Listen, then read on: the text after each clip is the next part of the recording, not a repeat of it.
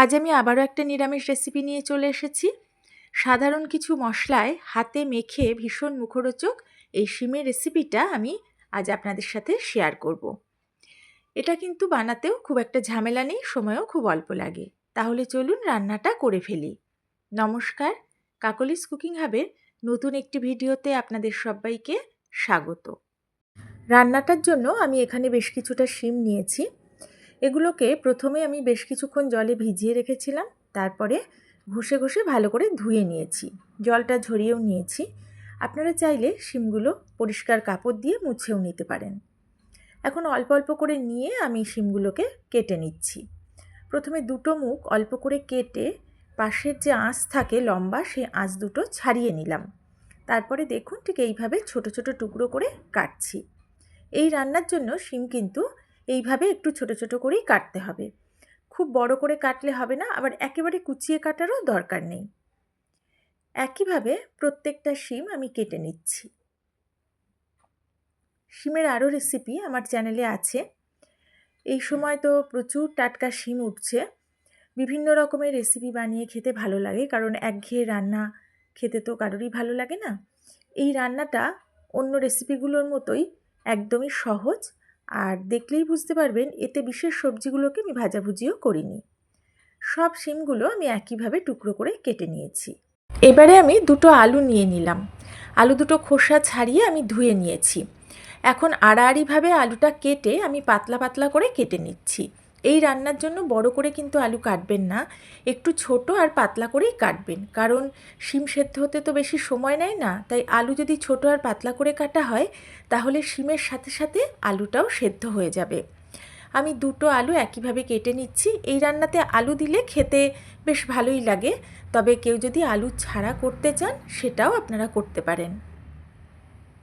এবারে আমি একটা মশলা বানাবো, সেই কারণে মিক্সির জারের মধ্যে নিয়ে নিচ্ছি 1.5 চা চামচের সামান্য কম হলুদ সর্ষে, আর এতে দিচ্ছি 1/4 চামচ লবণ।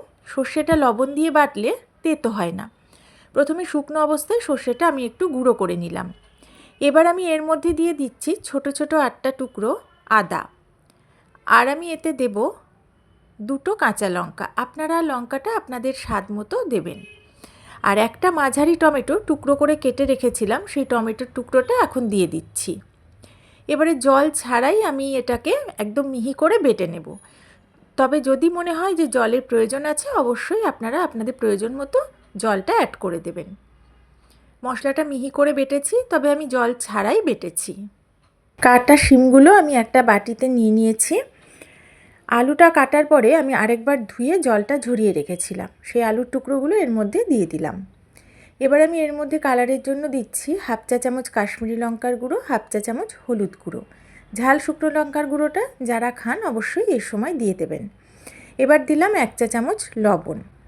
যে মশলাটা আমি এক্ষুনি বেটে রেডি করলাম, সেই বাটা মশলাটা আমি এর মধ্যে দিয়ে দিচ্ছি। সম্পূর্ণ মশলাটা মিক্সির জার থেকে পরিষ্কার করে এর মধ্যে দিয়ে দেব। মশলাটা দেওয়ার পর এর মধ্যে আমি দেব 1 চা চামচ পরিমাণ চিনি। এবারে আমি অ্যাড করে দিচ্ছি সর্ষের তেল। আমি 1.5 চা চামচ পরিমাণ সর্ষের তেল এর মধ্যে দিয়ে দিলাম। এখন আমি এই সমস্ত উপকরণ শিম আর আলুর গায়ে খুব ভালো করে মাখিয়ে নিচ্ছি। এই কাজটা হাত দিয়েই করতে হবে, চামচের সাহায্যে করলে কিন্তু ভালোভাবে মাখানো যাবে না। আর একটু আলতোভাবে করতে হবে যাতে শিমগুলো ভেঙে না যায়। আমি বেশ একটু সময় নিয়ে ধীরে সুস্থে খুব ভালো করে মাখিয়ে নিচ্ছি, যাতে প্রত্যেকটা শিম আলুর গায়ে মশলাটা ভালোভাবে লেগে যায়। এটা মাখানো হয়ে গেলে ঢাকা দিয়ে 10 মিনিট রেখে দেব। হাতে কম সময় থাকলে মিনিমাম 5 মিনিট ঢেকে রাখলেই হবে। এবারে গ্যাস ওভেনে আমি একটা কড়া বসিয়ে দিয়েছি। কড়াটা হালকা গরম হয়ে গেছে। আমি এর মধ্যে দিয়ে দিচ্ছি 1 টেবিল চামচ মতো সর্ষের তেল। রান্নাটা কিন্তু সর্ষের তেলে করলেই ভালো হবে। তেলটা হাই ফ্লেমে গরম করে নেওয়ার পর গ্যাসের ফ্লেমটা লো করে দিয়ে আমি ফোড়নে দিলাম 1/2 চা চামচ কালো জিরে, একটা শুকনো লঙ্কা। 20 সেকেন্ড মতো নাড়াচাড়া করে ফোড়নটা ভেজে নিয়েছি। এখন আমি যে ম্যারিনেট করে রেখেছিলাম শিম আর আলু, সেই ম্যারিনেট করা সবজিটা কড়াতে দিয়ে দিচ্ছি। সম্পূর্ণ মশলা সহ আমি এর মধ্যে সবজিটা কিন্তু দিয়ে দেব। পুরো মশলাটাই আমি ভালো করে বাটির থেকে নিয়ে দিয়ে দিচ্ছি। এখন গ্যাসের ফ্লেমটা মিডিয়ামে করে দিয়েছি। এইভাবে মিডিয়াম ফ্লেমে প্রথমে নাড়িয়ে চাড়িয়ে তেলের সাথে মিশিয়ে নিয়ে প্রায় 1 মিনিট মতো এইভাবেই নাড়াচাড়া করে নেব। মিনিটখানেক এইভাবে নেড়ে নেওয়ার পর আমি যে পাত্রে ম্যারিনেট করেছিলাম সেই পাত্র ধোয়া আর মিক্সির জার ধোয়া বেশ কিছুটা জল এর মধ্যে দিয়ে দিলাম। জলটা দিয়ে আবারও নাড়াচাড়া করে জলের সাথে সব কিছু ভালো করে মিশিয়ে নিচ্ছি। এটা ভালোভাবে মিশিয়ে নেওয়ার পর এখন আমি দিচ্ছি কাঁচা লঙ্কা কুচি। 2টো কাঁচা লঙ্কা আমি কুচিয়ে নিয়ে এখানে দিলাম। আপনারা যখন ম্যারিনেট করবেন সেই সময় কাঁচা লঙ্কা কুচিটা দিয়ে দেবেন। আমি দিতে ভুলে গেছিলাম তাই এখন দিলাম। এবার একটু নেড়েচেড়ে নিলাম। গ্যাসের ফ্লেমটা এবার হাই করে দিয়েছি। হাই ফ্লেমে এটা বেশ ভালোভাবেই ফুটে উঠেছে। এখন গ্যাসের ফ্লেমটা লো করে দিয়ে ঢাকা দিয়ে আমি 8 থেকে 10 মিনিট রান্না করে নেব যাতে সবজিগুলো সেদ্ধ হয়ে যায়। তবে মাঝে মাঝে কিন্তু ঢাকা তুলে একটু নেড়ে দিতে হবে। আমি আরও একটা মশলা বানাবো, সেই কারণে আমি এই বাটিতে নিয়েছি 1.5 চা চামচ পোস্ত। এই পোস্তটা আমি পরিমাণ মতো জল দিয়ে একদম মিহি করে বেটে রেডি করে রাখবো। ফাইনালি ঢাকাটা আমি তুলে নিলাম। একটু নাড়িয়ে নিচ্ছি। ঝোলটা অনেকটাই কমে গেছে। আমি একটু দেখে নিচ্ছি যে আলুটা সেদ্ধ হয়েছে কিনা। শিম তো সহজেই সেদ্ধ হয়ে যায়, আলুটাও কিন্তু সুন্দরভাবে সেদ্ধ হয়ে গেছে। এক্ষুনি যে পোস্তটা আমি বেটে নিলাম সেই পোস্ত বাটাটা আমি এখন এর মধ্যে দিয়ে দিচ্ছি।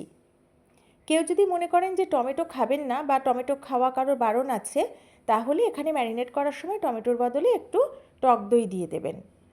সম্পূর্ণ পোস্ত বাটাটা আমি অ্যাড করে দিলাম। আর জারের মধ্যে এখনও কিছুটা পোস্ত লেগে আছে, তাই জারটা ধুয়ে সামান্য জলও আমি এর মধ্যে দিয়ে দিলাম। এখন এই পোস্ত বাটাটা নাড়িয়ে চাড়িয়ে ভালো করে সবজির সাথে মিশিয়ে নিচ্ছি। এটা ভালোভাবে মিশে যাওয়ার পর গ্যাসের ফ্লেমটা আবারও লো করে দিয়ে ঢাকা দিয়ে আমি 2 মিনিট মতো আবারও রান্না করে নেব। মিনিট 2 পরেই ঢাকাটা তুলে নিলাম। ঝোলটা একদমই শুকিয়ে গেছে, একদম মাখো মাখো হয়ে গেছে। এই রান্নাটা এরকম মাখো মাখো হলেই খেতে ভালো লাগবে। লবণ মিষ্টি সবই কিন্তু আমি চেক করে নিয়েছি। আমার একটু লবণ লেগেছে, আমি সেটা অ্যাড করে দিয়েছি। এখন আমি এর মধ্যে দিয়ে দেব ধনেপাতা কুচি। কিছুটা ফ্রেশ ধনেপাতা আমি মিহি করে কুচিয়ে নিয়েছি, সেই ধনেপাতা কুচিটা আমি এর মধ্যে এখন দিয়ে দিচ্ছি। অনেকে মনে করতে পারেন যে পোস্ত দেওয়া আছে, ধনেপাতা না দেওয়াই ভালো। তবে এই রান্নার ক্ষেত্রে, বিশেষ করে এই শিম রান্নার ক্ষেত্রে শেষে একটু ধনেপাতা কুচি দেবেন, গন্ধটা ভালো লাগবে। তবে কেউ যদি একেবারেই অপছন্দ করেন তাহলে স্কিপ করবেন। এখন নাড়িয়ে চাড়িয়ে এটা ভালো করে সবজির সাথে মিশিয়ে নিচ্ছি। মিশিয়ে নেওয়ার পর ঠিক 1 মিনিট মতো লো ফ্লেমে ঢাকা দিয়ে রাখবো, যাতে ধনেপাতার গন্ধটাও সবজির মধ্যে ভালোভাবে মিশে যায়। মিনিট খানেক পরেই আমি ঢাকাটা তুলে নিয়ে আলতোভাবে উপর নিচ করে একটু নাড়িয়ে নিচ্ছি। খুব সুন্দরভাবে সবজিটা কিন্তু মজে গেছে আর খুব সুন্দর একটা গন্ধ কিন্তু এই সময় বেরোচ্ছে। গ্যাসের ফ্লেমটা আমি অফ করে দিলাম। এবার আমি ঢাকা দিয়ে 1 মিনিট স্ট্যান্ডিং টাইমে রেখে দেব। হাতে মাখা নিরামিষ শিমের এই রেসিপিটা স্বাদে হয় দুর্দান্ত আর গন্ধটাও কিন্তু অসাধারণ। রুটি, পরোটা, লুচি এই সব কিছুর সাথে এটা যেমন খেতে পারবেন ভীষণ ভালো লাগে, তেমন গরম গরম ভাতে ডালের সাথেও কিন্তু এটা খেতে দুর্দান্ত লাগবে। তাই এই শীতে টাটকা শিম দিয়ে একবার অন্তত নিরামিষ দিনে এই হাতে মাখা শিমের রেসিপিটা বাড়িতে বানান। আশা করি আপনাদেরও খুব ভালো লাগবে। যদি রেসিপিটা ভালো লাগে আর এখনও পর্যন্ত একটা লাইক করতে ভুলে গিয়ে থাকেন, তাহলে অবশ্যই একটা লাইক করবেন, পারলে একটু শেয়ার করবেন আর নতুন বন্ধুরা আমার পাশে থাকবেন। তাহলে আজকের মতো বিদায় নিচ্ছি। নতুন রেসিপি নিয়ে আবার চলে আসব। সবাই ভালো থাকবেন, সুস্থ থাকবেন।